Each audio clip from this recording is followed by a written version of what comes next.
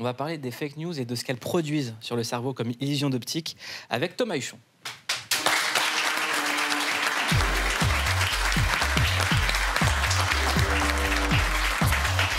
Bonjour. Salut Thomas, de quoi tu nous parles aujourd'hui? La semaine dernière, on a parlé des biais cognitifs, du fait que notre cerveau nous joue des tours.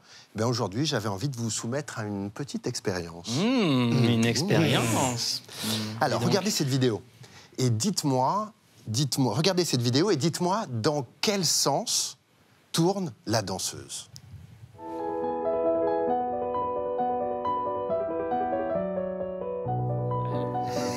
Droite à gauche. De l'est à l'ouest. Alors, est-ce qu'elle tourne dans le sens des aiguilles d'une montre? Oui. Oui. Ou dans Jordan. le sens anti-horaire? Est-ce que tout le monde est d'accord? Dans l'autre sens. Ah, anti-horaire. Aiguille d'une montre? Horaire, ouais. Il a compris Ouais. qu'il y avait un piège, Kim. Oui, j'imagine. Ouais, il a compris qu'il y avait un piège. Hein. Mais Non, donc, c'est la caméra qui tourne autour. Non, si on parce n'est que pas Kim, tous il braque d'accord... les âmes et les cœurs. Exactement, mais si on n'est pas Ça y est, tous t'as réussi à le d'accord... Merci. Quand ça enregistre plus. Si on n'est pas tous d'accord alors qu'on regarde tous la même vidéo, c'est qu'il y a quelque chose. Il y a quelque chose qu'on va essayer de vous expliquer. Pourquoi est-ce qu'on ne voit pas tous cette danseuse tourner dans le même sens? Eh bien, regardez, cette image, elle a été créée par un designer web japonais qui s'appelle Nobuyuki Kayahara et il voulait tester notre perception. C'est une image, celle-là, qui est en 2 dimensions. Kim, ça doit vous parler. Ce n'est pas une image en 3D. Ça veut dire que, quelque part, cette image ne vous dit pas si elle tourne dans le sens anti-horaire ou dans le sens des aiguilles d'une montre.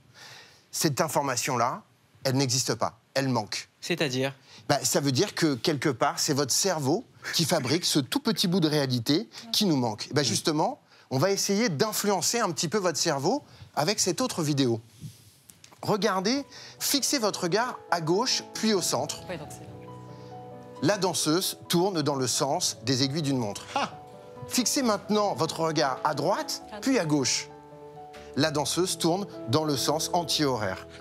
Qu'est-ce que ça veut dire? Ça veut dire que finalement, c'est la première image que l'on voit qui influence notre perception et qui modifie notre vision de la réalité. Et ouais, des fois, ce qu'on voit, c'est pas vraiment la réalité.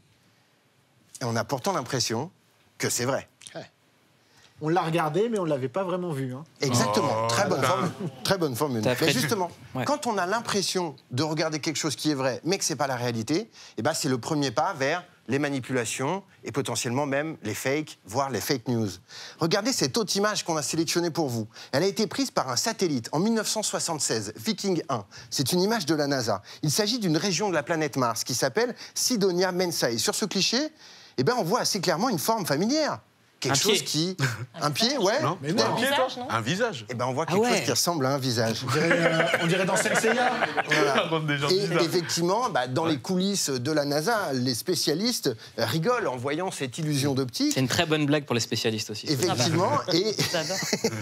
ce cliché, il va déchaîner les croyances les plus folles. Pour de très nombreuses personnes, ce cliché, c'est la preuve qu'il existe de la vie sur Mars. Pire que la NASA le sait, et pire encore, qu'ils nous mentent sur ce sujet. Ça, c'est sûr. La NASA a envoyé d'autres photos qui datent cette fois-ci de 2006. Regardez, on voit bien sur ce cliché qu'il ne s'agit plus du tout d'un visage, mais d'une colline, et que ce sont donc les ombres à ce moment-là qui ont créé cette espèce d'illusion. Mais ça, on le savait déjà dans Total Recall, hein, si on regardait un petit peu le film de Verhoeven. Exactement. Total Recall est inspiré par ce film, mais ce n'est pas le seul film qui a été inspiré par cette image. On a aussi Mission to Mars de Brian De Palma, si vous vous en souvenez. Et ça a été même encore plus loin parce que ça a aussi inspiré un jeu vidéo, Final Fantasy IV, qui, dans la carte du jeu vidéo, a reproduit ce visage pour en faire une illustration très pop culture. Ces illusions, elles peuvent nous amener le pire et parfois aussi le meilleur. Merci beaucoup.